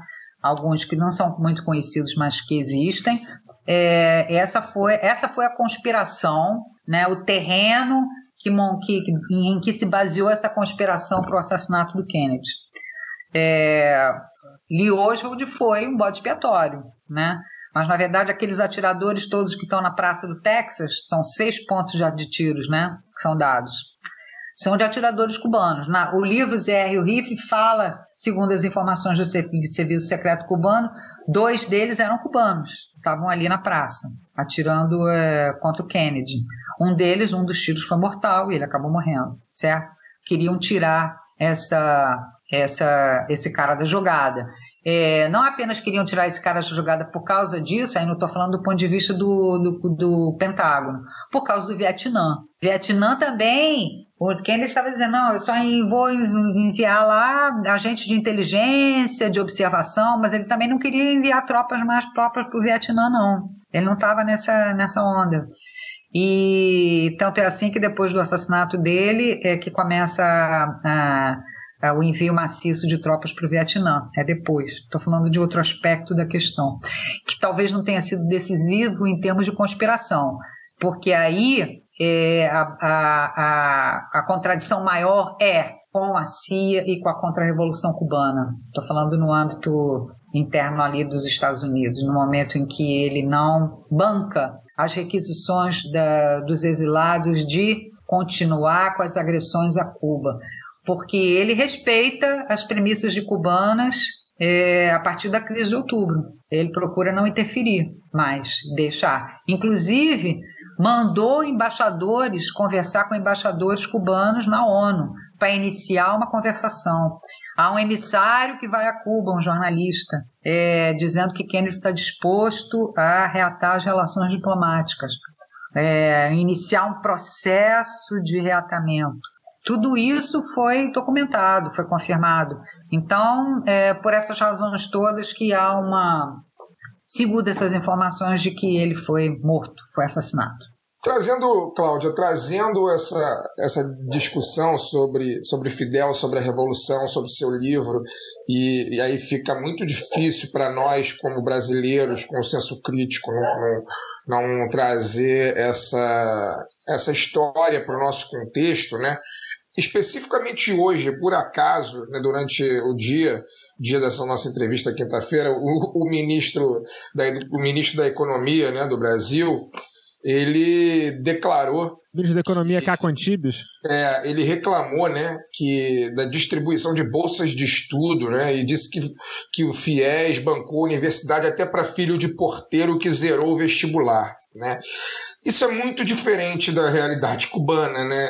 Assim, eu queria que você falasse, né, obviamente você concorda do absurdo que é essa declaração, mas eu queria que você falasse da relação revolucionária com a educação, né? A gente também conversou sobre isso no começo do nosso papo, antes da entrevista começar, né, em off, né, do senso crítico cubano, inclusive do fato do cubano conhecer mais o Brasil muitas vezes do que muitos brasileiros, né?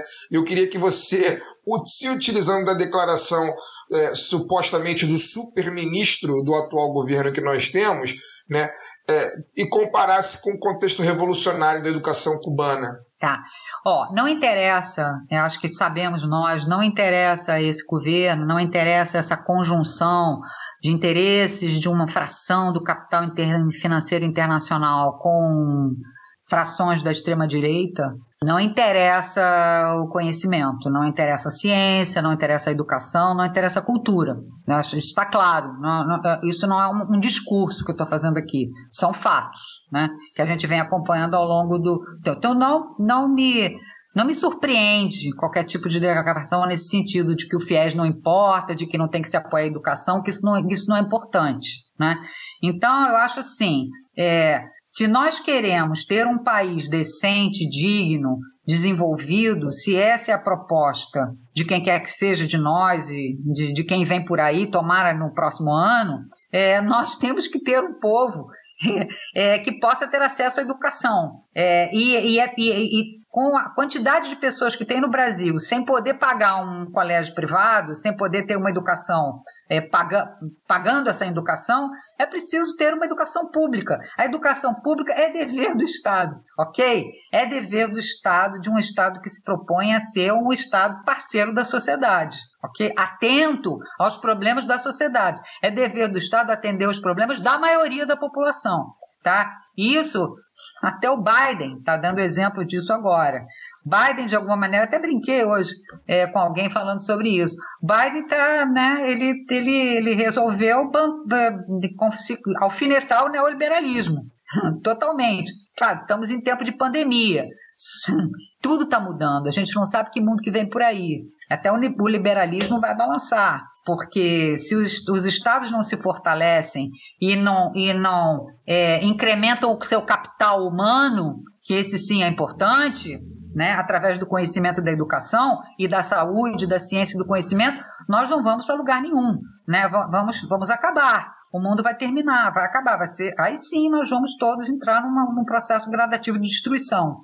Então, Cuba esteve atento a isso desde sempre. Isso aí é uma premissa revolucionária, não é à toa que é uma revolução, porque o capital humano sempre esteve acima de tudo.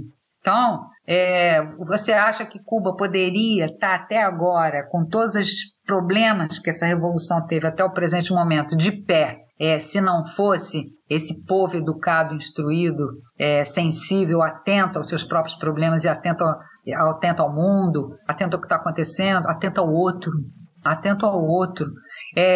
A dignidade do povo cubano está em que eles olham o outro. Existe relação de vizinhança, relação de comunidade, relação de ajuda mútua, de fraternidade entre eles. E de alto nível. Então, você só consegue... A educação não é só uma educação em termos de conhecimento, digamos, material ou de informação. É a educação do ser humano, não é? Nós precisamos educar os nossos seres humanos, não só para que eles aprendam a ler ou aprendam a contar, para que eles aprendam a conviver em sociedade, a entender que nós só podemos ser alguém se nós aprendemos a viver em comum, não é? Com os objetivos comuns, querendo o bem de todos. Então, eu acho, só me surpreende quando ele fala e se realmente despreza esse tipo de aferição, de pensamento. Realmente me leva ao desprezo. É só isso que eu posso te dizer, entendeu? Cláudia, seguindo nesse tema de coisas que Cuba faz bem e o Brasil faz muito mal, em alguns momentos dessa entrevista você abordou a questão da Revolução Permanente, e uma coisa que Cuba faz muito bem no seu papel internacionalista e socialista é a questão da exportação de cidadania, né? Especialmente através da sua medicina. Inclusive já teve aqui no Brasil um programa de médicos, inclusive que talvez tenha sido parte de uma radicalização política mais aberta de certos grupos médicos que estão aí hoje dando cloroquina para o povo para matar ele, por esse conflito dessa reserva, por ter até ameaçado os médicos brasileiros num modo muito capitalista, né? De ter ameaçado a reserva de mercado deles, né? Sabemos aqui que médicos têm mais vaga do que médico no Brasil e na grande maioria das capitais, que dirá no interior, onde os médicos acabam virando políticos, prefeitos, deputados, só por serem os médicos da região. Como você vê esse programa de exportação de médicos, de medicina, de cuidados básicos que Cuba faz, e o quanto isso é tático e o quanto isso é um dever socialista? Eu acho que são as duas coisas. É realmente uma premissa de solidariedade internacional revolucionária e é também tático. São as duas coisas. Convenhamos que nós estamos falando de um governo pensante e pragmático, né? Fidel e Raul Fidel, quando estava vivo, foi um ser pragmático como estadista, e Raul também. Ou seja, qual é o bem de troca que Cuba tem? Bem humano, de grande valor, que ele tem para dar quando ele precisa de ter em troca alguma coisa que ele não pode comprar, digamos assim. Vejamos a questão da Venezuela, por exemplo. Quando a Venezuela, depois da eleição do Hugo Chávez, a eleição do Hugo Chávez veio a calhar no início dos anos 2000, no momento em que Cuba realmente está há alguns anos tentando resolver o problema do fim da União Soviética, se abastecer e abrir linhas comerciais e transformar algumas relações internas para poder enfrentar a sobrevivência e crescer. Quando a União Soviética acaba, quem é que vem depois? Estamos vivendo o fim da União Soviética para Cuba. Chega o Chávez e propõe vender petróleo a Cuba. Em troca de quê? O que Cuba tem para dar? Serviços médicos, serviços de educação. Essa que foi a troca entre o Chávez e o Fidel, desde sempre. Essa troca que vem sendo costurada desde antes. Então, esses serviços, porque Cuba tem uma quantidade de médicos que são formados de alto nível, que realmente eles podem, porque Cuba deseja ser parceira da humanidade, ser parceira dos seres humanos, e também porque é a maneira que ela tem de estabelecer trocas comerciais, trocas de intercâmbio humano, comercial, econômico, político com as pessoas, através de sua medicina. Tanto é assim que o último congresso agora do Partido Comunista, esse que terminou agora, quando o Raul se ausenta definitivamente, temos como diz a imprensa, fim da era Castro, da era dos Castro, ou era Castro. Uma das premissas que sai desse congresso é o desenvolvimento da saúde, da medicina e da biotecnologia, do qual não se pode abrir mão. Isso é considerado uma atividade, um ativo estratégico que tem que estar nas mãos do Estado, tá? Como Cuba não pôde se desenvolver industrialmente, E aí é uma análise econômica que é importante ser feita, porque quando Cuba começa os primeiros acordos com a União Soviética lá nos anos 60, ela vem de um modelo primário exportador e ela segue nesse modelo primário exportador, porque o que ela troca é o que ela já produz, certo? E recebe da União Soviética os manufaturados que ela não produz. É claro que, a grosso modo, eu estou dizendo assim, não ficou assim, houve um relativo desenvolvimento de algumas indústrias, têxtil, por exemplo, mas você não tem uma revolução industrial em Cuba junto com a Revolução Cubana. A Revolução Cubana não é uma revolução burguesa industrial, não é, né? É outro tipo de revolução. Então você tem uma indústria incipiente e esse é um problema estrutural da economia cubana, né? Então, o que Cuba tem para oferecer em termos de intercâmbio? É o que ela sabe fazer, porque ela optou naquele momento para não ter a indústria, mas se desenvolver cientificamente. Isso foi uma opção do Estado, partir para o desenvolvimento de ponta na ciência, e conseguiu, na educação, na saúde, na ciência. Então, é isso que eles têm para trocar. E que bom que é isso que eles têm para trocar, porque com isso eles colaboram, com isso eles são parceiros no mundo inteiro, principalmente daqueles que mais necessitam. Na África, na época da epidemia do ebola, se não fosse os médicos cubanos chegarem lá, a população teria sido dizimada muito mais. Estão preparados. Aqui no Brasil, tivemos as nossas experiências de médicos de família, que foram feitas em Niterói, por exemplo, e no Rio de Janeiro também, só existiram em outros municípios também, em outros estados. Só foi possível porque vieram os médicos cubanos, entendeu? A partir desses primeiros laços que foram criados com essa, mais uma sacação sui generis dos cubanos, os médicos de família, exportar esses médicos de família. Se não fosse isso, que se criou um lastro, por isso é que os médicos cubanos depois vieram para cá para prestar esse serviço e que foi fundamental, por puro preconceito. Eles foram mandados embora, não tem outra explicação. Preconceito dos governos, do governo, preconceito daqueles que produziram um golpe permanente no Brasil, né? E de médicos brasileiros também, não é? A gente sabe disso. Então, enfim, que Cuba pode afetar, e muito ao contrário, mandando médicos cubanos para o mundo. É maravilhoso isso, é espetacular. Merece o Prêmio Nobel da Paz. Aliás, existe uma campanha que eu acho que todo mundo deveria ingressar para apoiar, dar o Prêmio Nobel da Música da Paz para os médicos cubanos, porque o papel que eles estão fazendo nessa pandemia também é espetacular.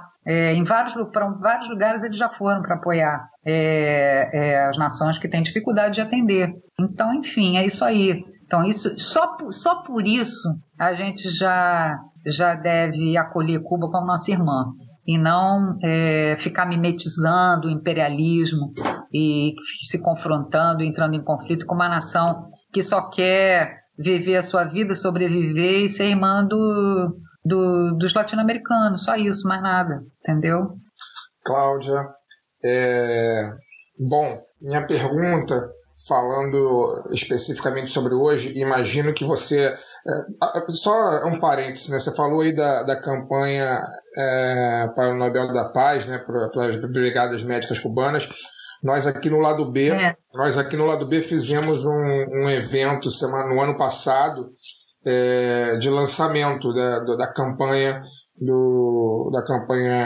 para o Nobel da Paz das Brigadas, e eu mediei uma live com a presença do MST, né, com uma facção do MST, o cônsul de Cuba no Brasil, e também com o Comitê de Solidariedade à Revolução Cubana, né, também a facção fluminense do comitê. E aí, falando disso, eu imagino que você ainda tenha muitos contatos, né, na ilha, e a gente está impedido de viajar, está, né, impedido de sair do Brasil no momento, mas eu imagino que você tenha muitos contatos que você fez ao longo da sua carreira na ilha, né? queria que você falasse como eles... Porque o que acontece? O que ocorre? Eu, como um entusiasta da Revolução Cubana, acho que o maior sentimento que a Revolução Cubana desperta em mim, cada vez que eu leio sobre, e cada vez que eu converso com as pessoas sobre o assunto, é a esperança, né? A esperança de que o mundo pode ser um lugar diferente, onde, como você falou aí várias vezes ao longo das suas respostas, o ser humano tenha valor e a gente aprenda a pensar uns nos outros, né? Não apenas em nossos próprios bolsos. Então, o sentimento que eu mais sinto, né, toda vez que falo sobre a Revolução Cubana, é a esperança. E eu queria que você falasse, com base no conhecimento que você tem e provavelmente nas amizades que você ainda mantém na ilha, né,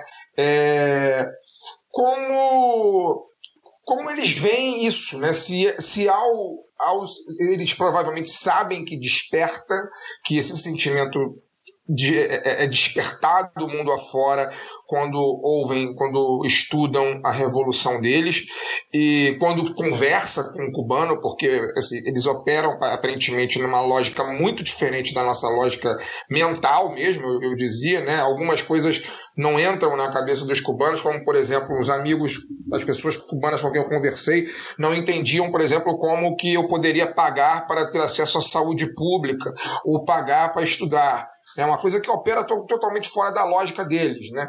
E eu queria que você falasse sobre esse sentimento, né? Sobre como você identifica, né, os cubanos para o mundo, né? Se esse sentimento de esperança talvez seja comum, né? Talvez mais comum do que eu imagino, né? Eu não seja o único que sinta isso. Eu queria que você falasse um pouco sobre essa questão. Eu posso falar muito sobre isso, mas me reportei aos tempos da minha vivência em Cuba, minha relação mais estreita, como você mesmo disse, nós estamos em pandemia, e mesmo antes da pandemia eu deixei de ir com a frequência que eu estive lá, morei lá quase 9 anos, né? E tinha ido algumas vezes antes e tal, e depois desse tempo começou a escassear minhas idas a Cuba, foram 3 ou 4 depois, muito esparçadas, né? Mas eu mantenho relações em Cuba e falo com as pessoas pela internet, alguns são grandes amigos que foram meus companheiros de existência em Cuba, né? Minhas famílias, né, que eu construí lá. Então, essa esperança é uma coisa que ela está no ar, né, quando se vive em Cuba. Ela não, apesar de todas as dificuldades, é impressionante. Apesar de ser um país que sempre viveu no meio das adversidades, com muitas dificuldades, e a gente não pode maquiar isso.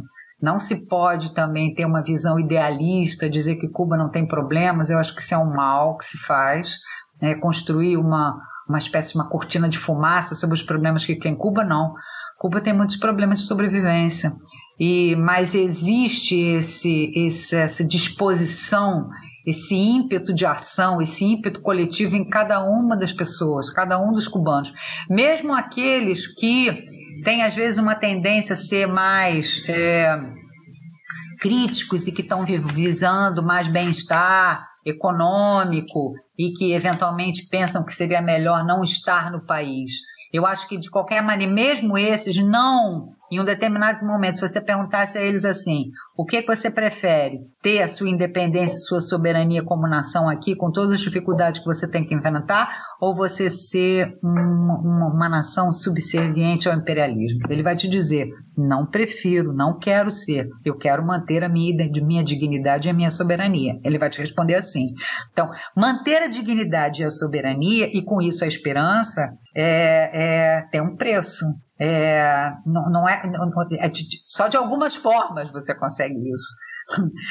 Se você entrega seus interesses todos na mão de nações e deixa a sua nação sem direitos sociais, sem preservar determinadas premissas de educação, saúde e sobrevivência e emprego, você está entregando a soberania, está entregando a independência, está entregando a sua dignidade e está desfazendo a esperança. Eu acho que a esperança se mantém porque existe essa consciência coletiva em cada um, entendeu? Cada um dos cidadãos de Cuba sabe que faz parte de uma nação, entendeu? E que ele é responsável, cada um deles ali é responsável pelo destino de todos. Esse tipo de consciência eu acho que existe sim. Eu acho que talvez com o agravamento, principalmente depois que eu acho que agora recentemente com o Trump, né? Depois que o Trump novamente veio com medidas muito hostis de bloqueio, depois de o ensaio de reatamento com Obama, né? Porque houve realmente e foi efetivo, ocorreu. Eu acho, porque existe uma imbricação de Cuba com os Estados Unidos muito forte, histórica. Tanto é assim que toda a República, Cuba era uma extensão, quase que um protetorado americano. Então, existe uma relação muito forte entre eles, até pela proximidade geográfica, né? Então, uma história de um explica a história de outro, a história de um país explica a história do outro também, né? Então, apesar de todas essas hostilidades e tudo, Cuba soube enfrentar e manter isso que se chama de esperança. Tanto agora, quando eles abrem para a pequena empresa em Cuba, quando eles ampliam ainda mais as possibilidades de linhas comerciais e investimentos estrangeiros, mesmo em situação de pandemia, o que é um risco, porque quando é que realmente você vai poder, quando é que se pode, quando é que nós nos perguntamos, todos os países do mundo, quando é que poderemos reatar com regularidade as relações entre os países? Não sabemos, não é? Não sabemos mesmo.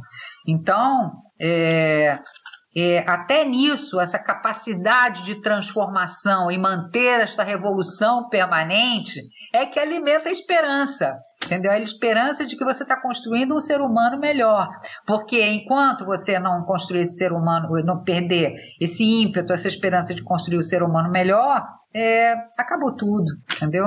Então essa esperança persiste no olhar de cada um, no abraço que cada um te dá em Cuba. Os cubanos são muito afetuosos, né? Tem uma relação com os brasileiros muito forte, porque nós temos origens culturais similares, então existe uma identificação muito forte de cubanos e brasileiros, muito rápida. Então, e essa coisa muito corporal que o brasileiro tem, né? De ser afetuoso, de ser bem-humorado, de ter muito bom humor, apesar de todo mundo dizer, os cubanos são tristes, são deprimidos. Se existe uma coisa que é muito forte em Cuba, é o humor. Eles brincam com tudo, fazem piada com tudo. Então são muito musicais, muito sensuais. Então, isso tudo leva também a uma disposição para a esperança bem maior, não é? Eles não são soturnos como os países, como populações que vivem em países gélidos. Eles são um povo muito tropical, né? Então, eu acho que isso tudo são componentes de consolidação dessa constante esperança, permanente esperança, que é a permanente esperança de conduzir esse movimento revolucionário, seja para onde ele for, né? É isso. Cláudia, você fala em algum momento nessa sua última fala sobre a questão da visão da soberania, né? De que a soberania é algo indispensável para o cubano, é algo do qual ele não abriria mão de maneira nenhuma. Assim, se você comparar o atual presidente brasileiro, bate continência para a bandeira americana e tudo mais. Um exercício cômico. Se houvesse algum tipo de atitude dessa do Manuel Canel, que hoje é o presidente e líder primeiro secretário do Partido Comunista Cubano, de mostrar subserviência, Miguel, perdão. Sim, é isso. De se mostrar subserviente, dizer que agora mudou, agora a gente tem que abaixar a cabeça e tal. O que você acha que aconteceria em Cuba? Foi uma pergunta muito interessante essa. Primeiro, as pessoas acham estranhíssimo, né? Porque o Miguel Dias-Canel é um oriundo da União de Jovens Comunistas, leal a vida inteira à Revolução, uma pessoa, evidentemente, pela idade, pela formação, vem de uma outra geração que não tem, digamos assim, aqueles talvez ranços daquela história guerrilheira. Tá? Ele já nasceu num país que lhe deu as oportunidades, ok? Né? Nasceu num país que lhe deu as oportunidades de se educar e de se nutrir muito bem, cuidar de sua saúde, né? Ser feliz, ter esperança. né? Então, ele nasceu dentro desse país, então ele acredita nesse país. Então, se ele for ser ao contrário, então, a partir de agora, acho muito difícil isso acontecer. A gente até pode fazer uma ficção nesse sentido, viu? É uma ficção cômica, não estou falando que é ficção cômica. Seria uma comédia boa cubana essa, sinceramente. Mas as pessoas iam ficar estupefatas, iam sair na rua. Eu acho que aí a multidão vai às ruas para ir contra o presidente. Talvez isso possa acontecer. Porque o que aconteceu com ele? Enlouqueceu, né? Não é isso que a gente quer. Entendeu? A gente não é isso que Cuba não quer isso. Cuba quer ter mais oportunidades de ter mais produção, ter mais bens, se alimentar melhor. Então, quando há momentos de maior crise econômica e intensificação do bloqueio, eles ficam numa situação difícil, né?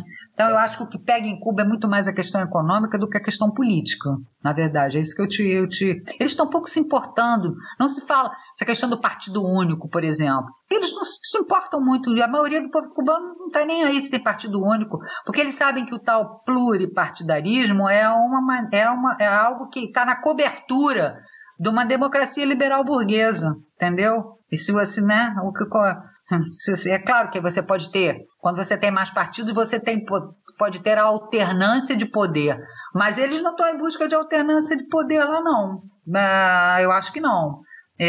Uma minoria, talvez, ligada a interesses de Cuba, anticubanos, digamos assim, anticubanos de Miami, ou sei lá. Mas alternância de poder, não sei se é isso que eles estão pensando, não. Eu acho que os cubanos também são pragmáticos. Eles querem um Estado socialista que possa prover as pessoas e não deixar os armazéns vazios para eles poderem consumir o básico, entendeu? Voltar a ser, de alguma maneira, aquilo que foi nos anos 70 até início dos anos 80, uma grande classe média, uma grande pequena classe média, né? Não tinha problemas de sobrevivência, nem de abastecimento, nem de circulação econômica, não existia. Isso começa a acontecer já final dos anos 70 e início dos anos 80. Aí que o bicho começa a pegar. E aí a questão econômica, tanto que o exílio que vem daí, nessa época, os balseiros, por exemplo, eles saem porque foi colocado na cabeça deles que eles nos Estados Unidos iam viver no paraíso, entendeu? Ter um emprego ganhando em dólares e viver muito bem, quando a maioria sabe que não foi assim que aconteceu, não é assim que acontece, né? Então, eu acho que a questão o desafio cubano é o desafio econômico, muito mais que um desafio político, eu acho. Posso estar enganada, alguém pode discordar de mim, mas é isso que eu vejo.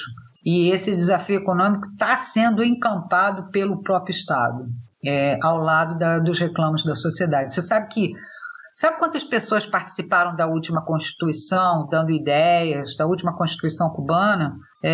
A maioria esmagadora da população, 9 milhões de pessoas participaram nos comitês de bairro, nas fábricas, nos centros de trabalho, os estudantes. Todo mundo participou, dando opinião sobre como seria a nova Constituição. Entendeu? Então, esse negócio de dizer as pessoas não participam muito. Cubano tem opinião sobre tudo. Tem opinião sobre tudo e reclama muito, tá? Então, eu acho assim que tem que conhecer o país para entender melhor. Tem que conhecer um país para entender melhor, porque realmente existe muita distorção sobre o que realmente é a realidade cubana, entendeu? Muito bom. A gente está tendo uma conversa aqui, né, sobre um assunto que, na verdade, é mais do que uma conversa, tá? É uma aula sobre, né? E aí, Cláudia, eu tive a curiosidade, quando convidamos você para vir falar sobre Fidel, sobre a biografia, né? Eu tive a curiosidade de entrar nas redes sociais e colocar o seu nome, além de pesquisar, né, seu trabalho, fui colocar as redes sociais, que é o grande espaço de gritaria da sociedade hoje. Fui colocar o seu nome para poder ler algumas referências sobre você. E especificamente na época, Fidel morreu, né, em novembro de 2016, né, os comentários no Twitter, quando eu colocava seu nome, eram ótimos, e assim, e são todos com base em pessoas que supostamente defendem a democracia, né? Mas eu tem comentários, por exemplo, eu não vou falar o nome das pessoas aqui, mas enfim, tem uma pessoa que colocou assim: nota-se que Cláudia Furiati é partidária e parcial, comunista falando de Fidel é brincadeira. Né? Uma outra pessoa falou assim: Cláudia Furiati tentando defender o indefensável, né? Como se você fosse uma pessoa que não estudou absolutamente, né, nada sobre o tema. E teve um que eu achei genial, né? Genial entre aspas, né? Eu não quero deixar claro, mas é de um senhor já, uma pessoa provavelmente já uma idade, né? Se não for um fake. Né, ele diz o seguinte: essa historiadora está atacando a nossa democracia, quando você estava dando entrevistas à Globo News, né, sobre a morte, e não tem exatamente o trecho da entrevista que ele se refere, mas ele diz que você está atacando a nossa democracia, e ele finaliza com: calem Cláudia Furiati, defende ataques à Gente, liberdade. eu não sabia disso. Sabe que eu não sabia disso? Pois é. Não sabia mesmo, não sabia dessa... É engraçado, sabe? Porque eu sempre procurei ser muito cuidadosa nas minhas falas, né? Até porque eu sei em que meio de comunicação eu estou e que público aquilo está atingindo. Então, mais ou menos, eu procuro usar a linguagem adequada e procuro, às vezes, ser mais moderada nas minhas aferições e tal, meus pensamentos. Mas é que nesse caso, essa gente aí estava querendo só que você falasse que Fidel era um tirano, um assassino e que morreu foi pouco, né? Provavelmente. O que eu posso fazer... Acho que é mais... porque nesse caso a Globo News... Eu digo assim, desculpa, pois é, eu sou até bem moderada quando eu vou nos grandes meios de comunicação, na grande mídia, eu sou bem mais moderada, entendeu? Eu fico atenta. Eu só posso dizer o seguinte: a essas pessoas, em vez de ficar com esses mais uns bordões e palavras de ordem, slogans, etc. e tal, verde e amarelo, leia o meu livro. Não sei se eu sei que é difícil, vai ser caro comprar, mas talvez me conheçam melhor quando virem o que eu escrevi, a pesquisa que eu fiz. É um livro bastante denso, tem muita informação. Então, é isso que eu posso dizer. Eu procurei ser realmente bem honesta com os cubanos, claro, e comigo mesmo, entendeu? Então, enfim, ok. Eu acho que tem uma questão aí, né? Porque para essas pessoas, né, elas operam numa lógica da desinformação tão grande que para elas a própria Globo News, né, que é o veículo de comunicação a quem você estava dando entrevista, para elas a própria Globo News é comunista, né? Assim, todo mundo que não opera na lógica deles, né, na lógica estreita deles, é comunista. E até a própria Globo News é comunista, né? E é uma outra lógica que, né, infelizmente está muito em vigor no Brasil, né? Que é, tipo, eu sou o defensor da democracia, mas se você for contra o que eu acredito, eu te prendo e arrebento. Né? A pergunta que a gente faz, eu sei que vocês fazem o trabalho de vocês, né? Tanto é assim que a gente está conversando aqui agora. Mas como é que a gente quebra essa lógica? Só com educação, não tem outra maneira. Se você tem que estimular o conhecimento das pessoas, né? E a reflexão das pessoas, dar material, oportunidade, conhecimento para que elas se eduquem, possam refletir, possam conhecer, porque é a única maneira de você quebrar essa armadura ideológica, propagandística, muito forte, reacionária. É a única forma, não tem outra maneira. Então, por isso que eu digo, os cubanos não são assim.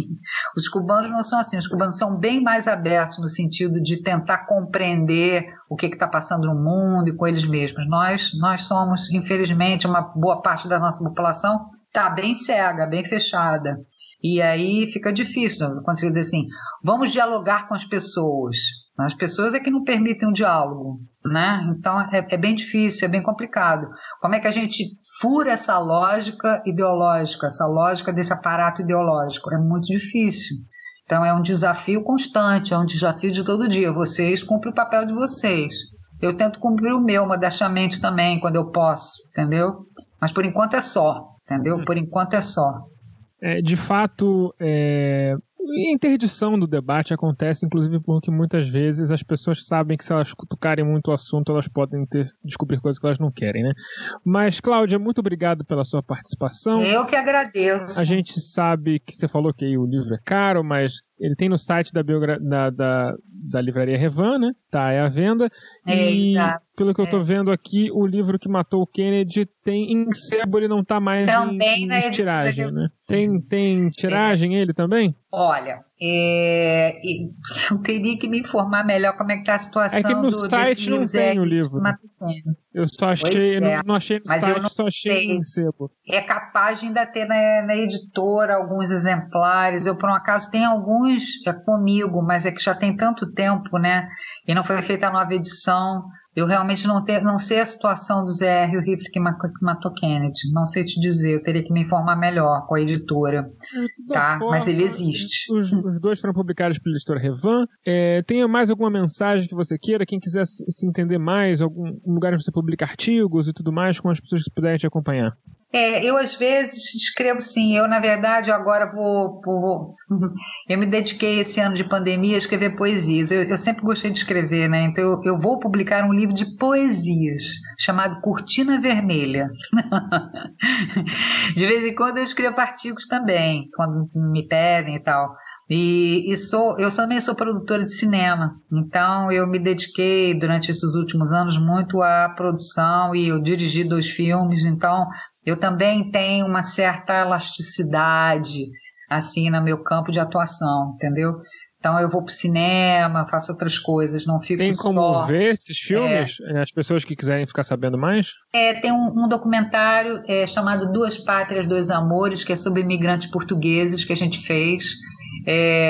Como é que vai ver? Bom, eu tenho a impressão que ele está em disposição em algum desses canais aí, não sei te dizer agora, porque isso não sei agora te informar. Tem os filmes que a gente produziu, o Ninguém Entra, Ninguém Sai, que é uma comédia. A gente produziu um documentário sobre o voleibol brasileiro. Estamos preparando um outro filme. Eu sou produtora, eu tenho uma empresa produtora.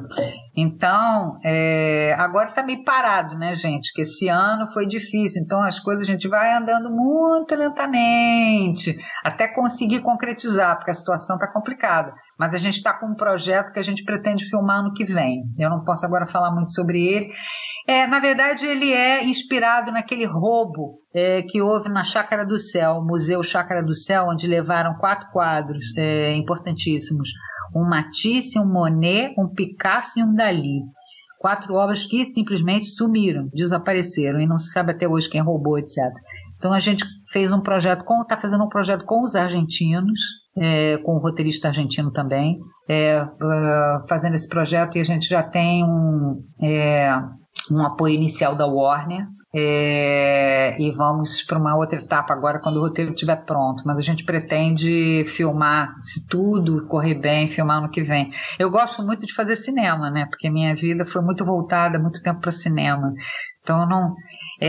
na verdade, apesar de eu ser uma escritora desde muito menina, a minha escritura foi muito voltada também uma hora para a produção de cinema, tá? Não fui professora uma época, mas deixei de dar aula, fui professora de história, isso antes. Então minha vida é um pouco multifacetada nesse aspecto de pensamento e criação, entendeu? Não é só voltada para artigos ou para academia, digamos assim, entendeu?